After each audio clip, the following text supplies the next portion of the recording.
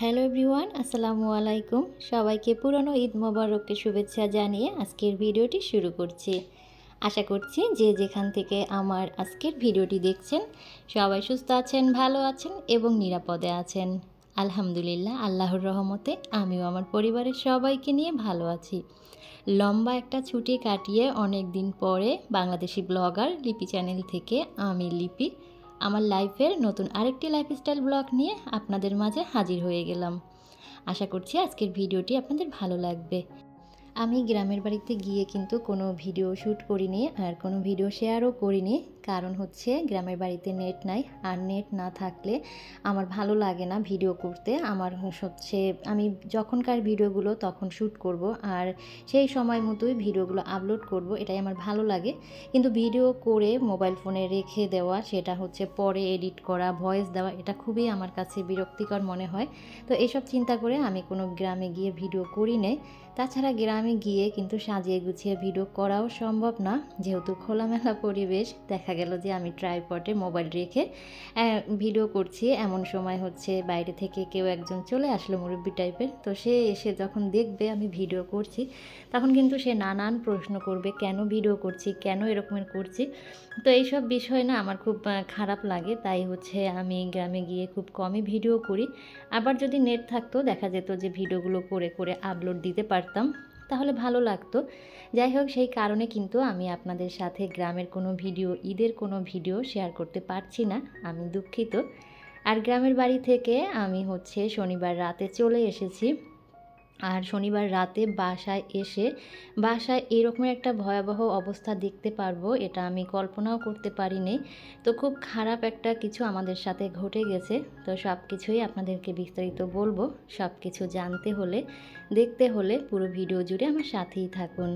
যারা আজকেই প্রথম আমার ভিডিও দেখছেন বা আগে থেকেই দেখেন, কোনো কারণে হয়তো আমার চ্যানেলটি এখনও সাবস্ক্রাইব করেননি, আজকের ভিডিওর কথা এবং কাজ কোথাও কোনো অংশ যদি আপনাদের এতটুকু ভালো লেগে যায়, আর সেই ভালো লাগা থেকে ভালোবেসে যদি প্রতিনিয়ত আমার এই সাদামাটা লাইফস্টাইল ব্লগগুলো আপনি দেখতে চান, তাহলে চাইলে আমার চ্যানেলটি সাবস্ক্রাইব করে আমার সাথেই থেকে যেতে পারেন। সাবস্ক্রিপশনের পরে অবশ্যই অল অপশনটি অন করে রাখবেন। এতে করে আমি ভিডিও দেওয়ার সাথে সাথে আপনাদের কাছে নোটিফিকেশন পৌঁছে যাবে, আর আপনারা আপনাদের সময় সুযোগ বুঝে আমার ভিডিওটি দেখে নিতে পারবেন। ভিডিওতে মনে করে অবশ্যই একটা লাইক দিবেন। আর ভিডিও দেখার পরে ভিডিও কেমন লাগলো সেই বিষয়ে আপনি আপনার মতামত জানাতে পারবেন কমেন্টস করে, কমেন্ট বক্সের মাধ্যমে। আর আপনাদের একটা লাইক, একটা কমেন্টসই কিন্তু আমাকে পরবর্তী ভিডিও বানাতে মোটিভেট করে। আর আপনাদের একটা লাইক কিন্তু শেয়ারের কাজ করে। আপনাদের একটা লাইক আপনাদের মতো আরও অনেকের কাছে আমার এই ভিডিওটি পৌঁছে দিতে সাহায্য করবে। যারা অলরেডি এই কাজটি করে ফেলেছেন, আমার সাথে আছেন, পাশে আছেন, আমাকে সাপোর্ট করছেন, ভালো মন্দ কমেন্টস করছেন, তাদের প্রতি রইল অন্তরের অন্তঃস্থল থেকে দোয়া ও ভালোবাসা। অনেক দিন পরে আপনাদের সাথে সকালে নাস্তাটা শেয়ার করছি। আজকে সকালে নাস্তায় আলু ভাজি আর রুটি। আজ হচ্ছে আমার মেয়ের কোচিং খুলবে, আর আলিফার পাপার দোকানও খুলে গিয়েছে। আমার ইচ্ছা ছিল আমি 10 তারিখ পর্যন্ত গ্রামের বাড়িতে থাকবো, মানে 10 তারিখ বিকেলবেলা আমরা ঢাকার উদ্দেশ্যে রওনা দিব। তো সেই রকমেরই কথা ছিল, কিন্তু গ্রামে যতদিন ঈদ ছিল ততদিন তো ঈদ কাটিয়েছি। ভেবেছিলাম ঈদ শেষ হয়ে গেলে আলিফাকে পড়তে বসাবো, কিন্তু সেটা আসলে কিছুতেই সম্ভব হচ্ছিল না। আসলে গ্রামে গেলে বাচ্চা কাচ্চা একটু অন্য রকমের হয়ে যায়, কারণ ওরা হচ্ছে খোলামেলা পরিবেশ পায়, সেই কারণে ওদেরকে আর চার দেয়ালে বন্দি করে রাখা যায় না। তো আমি যখন বুঝতে পারলাম যে না, আলিফাকে কিছুতেই এখানে বসে পড়ানো সম্ভব না, তখনই হচ্ছে ডিসিশন চেঞ্জ করলাম যে না, আমি ঢাকায় চলে আসব। এদিকে আলিফার বাবা হচ্ছে শনিবার দিনকে চলে আসবে ভেবেছিল। ও বলছিল আমি শনিবার দিন চলে গিয়ে রবিবার দিন দোকান করব, আর পরবর্তী হচ্ছে বুধবারে ও রাতে আবার গ্রামে যাবে, গিয়ে বৃহস্পতিবারে আমাদেরকে নিয়ে চলে আসবে। তো যখন দেখলাম যে না, মেয়েকে আর কিছুতেই পড়ানো সম্ভব হচ্ছে না, বই খাতা নিয়ে বসানো সম্ভব হচ্ছে না, তখন হচ্ছে আলিফার পাপার সাথে শনিবার রাতেই আমরা চলে এসেছি। আর বাসায় এসে তো দেখি যে বাসার অবস্থা একদমই খারাপ। আর এই যে এখানে হচ্ছে আমার মেয়ের এই ইয়েলো কালারের ড্রেসটা অনেক দিন আগে আপনাদের সাথে কিন্তু শেয়ার করছিলাম যে আমি এটা সেলাই করছিলাম। ফাইনালি এটার কাজ আমার শেষ হয়েছে, ঈদের আগেই আমি শেষ করতে পেরেছি। তো সেই কারণে ভাবলাম ফুল ড্রেসটা একটু আপনাদের সাথে শেয়ার করি। আমার মেয়ের ড্রেসটা কেমন হয়েছে অবশ্যই কিন্তু আমাকে জানাবেন। আর আমার নিজের করা ডিজাইনটা কেমন হয়েছে, সেলাইটা কেমন হয়েছে, সেগুলো জানতে পারলে আমার কাছে খুব ভালো লাগবে। আসলে নিজের হাতে কিছু করলে সেটা কিন্তু অন্যের কাছ থেকে আবার প্রশংসা পেলে খুব ভালো লাগে। যাই হোক, আমি হচ্ছে মেয়েকে কোচিংয়ে রেখে এসেছি। আর ওর হচ্ছে স্কুল খুলে যাবে 8 তারিখে, মানে আগামীকাল হচ্ছে ওর স্কুল খুলবে। তো 7 তারিখে হচ্ছে কোচিংটা খুলেছে আর 8 তারিখে স্কুল খুলবে। তো এই সব কথা চিন্তা করি আমার আর গ্রামে থাকা হয়নি। তো আমরা হচ্ছে শনিবার দিন রাতে এসেছি। আর বাসায় এসে যখন দরজাটা খুলেছি তখনই দেখি যে বাসার অবস্থা একদমই নাজেহাল। আমাদের যেহেতু কার্ড সিস্টেম, মানে কারেন্টের মিটারে কার্ড সিস্টেম, তো আমি হচ্ছে বাড়িতে যাওয়ার আগে অনেকবার আলিফার বাবাকে বলছিলাম যে আমাদের কার্ডের টাকা আছে, তারপরও যেন কার্ডের টাকা ভরে তারপরে যাই। হঠাৎ করে যদি কারেন্ট বন্ধ হয়ে যায়, টাকা শেষ হয়ে যায়, তখন আর কি আমার ফ্রিজের জিনিসগুলো নষ্ট হবে। তো অনেকবার বলার পরেও আলিফার পাপা সেই বিষয়ে তেমন একটা গুরুত্ব দেয়নি। তো যার কারণেই হচ্ছে এই দুর্ঘটনাটা ঘটেছে। হয়তো গুরুত্ব দেয়নি বললে ভুল হবে, ও সময় পায়নি। আর আমারও ভুল ছিল, আমি যদি নিজেই কাজটা করতাম তাহলে আর এই ভোগান্তিটা হতো না। তো আমরা চলে যাওয়ার হয়তো বা 2-1 দিন পরই মিটারের কার্ড শেষ হয়ে গিয়েছে, কারেন্ট অফ হয়ে গিয়েছে। আর আপনারা তো সবাই জানেন যে আমার দুটো ফ্রিজ, একটা ডিপ ফ্রিজ, একটা নর্মাল ফ্রিজ, দুটো ফ্রিজ ভর্তি আমার জিনিসপত্র ছিল, সব পচে দুর্গন্ধ হয়ে গিয়েছে একদমই। মানে এতটা পচে দুর্গন্ধ বের হয়েছে কি বলবো আপনাদের সাথে আর কি। সেই কারণেই আমি ধারণা করছি যে আমি চলে যাওয়ার 2-1 দিনের মধ্যেই মানে কার্ড শেষ হয়ে গিয়েছিল, কারেন্ট অফ হয়ে গিয়েছিল। তা না হলে এতটা আর কি পচে দুর্গন্ধ হতো না। তা আমার নর্মাল ফ্রিজের যত জিনিসপত্র ছিল সেগুলো থেকে পানি বের হয়ে একদম আমার ডাইনিংয়ের মানে নিচ থেকে মেইন দরজা পর্যন্ত পানি বের হয়ে আসছে। সেই পানি শুকিয়ে গিয়েছে, দরজা খুলে তো একদম গন্ধে আর কি ঘরে থাকতে পারছিলাম না। তো ঘরে দেখি তো যে কারেন্ট নেই, সঙ্গে সঙ্গে আলিফার পাপা আবার নিচে গিয়ে কাঠ ভরে তারপরে হচ্ছে কারেন্ট আসলো। এরপরে দুজনে মিলে হচ্ছে সেই পচা জিনিসপত্রগুলো ফেলে দিলাম। আমার নর্মাল ফ্রিজে যত হচ্ছে বক্স ছিল, মানে ডিপে, আলিফার পাপা হচ্ছে সেই বক্স সহ সব ফেলে দিয়েছে, বলছিল যে বক্সগুলো রাখার দরকার নেই। আর ডিপ ফ্রিজে যে বড় বড় বক্স ছিল সেগুলো আমি রেখে দিয়েছি। আর ডিপ ফ্রিজে হচ্ছে আমার অনেক খাবার দাবার ফ্রোজেন ছিল, এরপরে পেঁয়াজ, রসুন, আদা, টমেটো, ধনিয়া পাতা, কাঁচামরিচ, অনেক কিছু ফ্রোজেন করেছিলাম, সব কিছু নষ্ট। আর এই যে দেখতে পাচ্ছেন আমার ফ্রিজ কিন্তু পুরোই ফাঁকা, কিছুই নেই ফ্রিজে। বাড়ি থেকে বেল নিয়ে আসছিলাম, সেটাই আছে।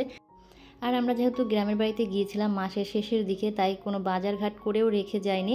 আর আমি যাওয়ার আগে কিন্তু মাংস রান্না করে রেখে গিয়েছিলাম, মুরগির মাংস। আপনাদের সাথে শেয়ার করেছিলাম যে বাসায় যেদিনকে আসবো সেদিনকে ভাত রান্না করে মাংস দিয়েই খাবো, কিন্তু সেগুলো তো নষ্ট হয়ে গিয়েছে। তো ফ্রিজের জিনিসপত্রগুলো ফেলে দিয়ে আমি হচ্ছে ওই দিনকে রাতেই ভাত বসিয়ে দিয়েছি। এবং ভাত যে কী দিয়ে খাবো সেই আর কি কোনো জিনিসই ছিল না। তো কোনো কিছু চিন্তা না করে আগে ভাত বসিয়েছি। আর আলিফার পাপা হচ্ছে এই ফ্রিজ নিয়ে আর কি সব পরিষ্কার করছিল। তো খুঁজে খুঁজে একটা ডিম পেলাম। ডিম যে ভাজবো, তেলও ছিল না, সরিষার তেল দিয়ে আর কি ডিমটা ভেজে মেয়েকে খাইয়ে ঘুম পাড়িয়ে দিয়েছি আগে।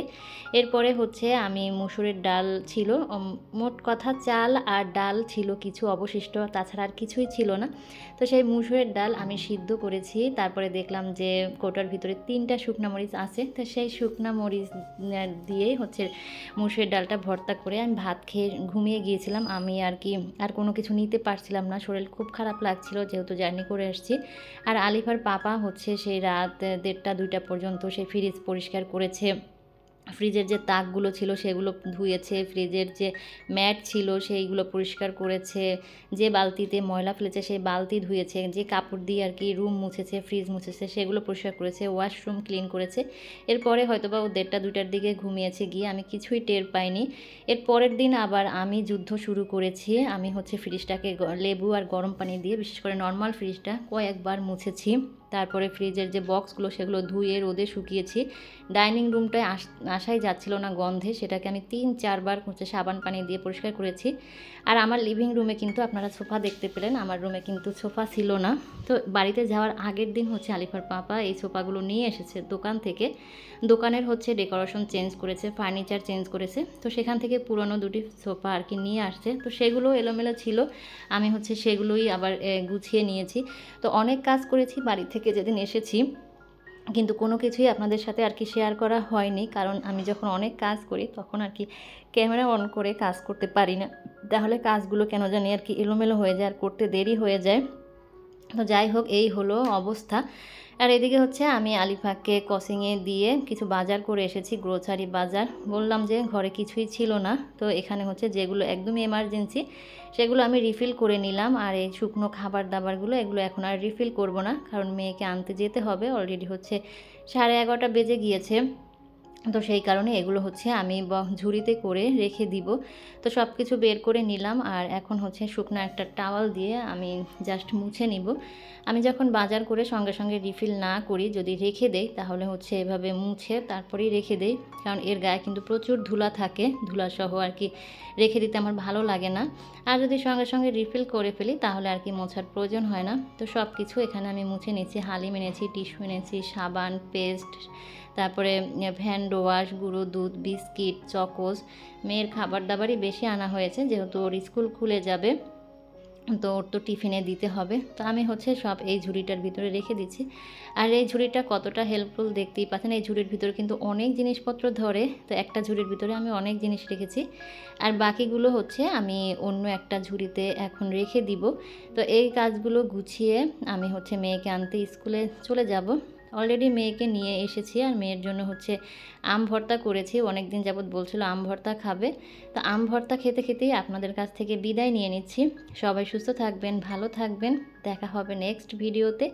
আল্লাহ হাফেজ, আসসালামু আলাইকুম।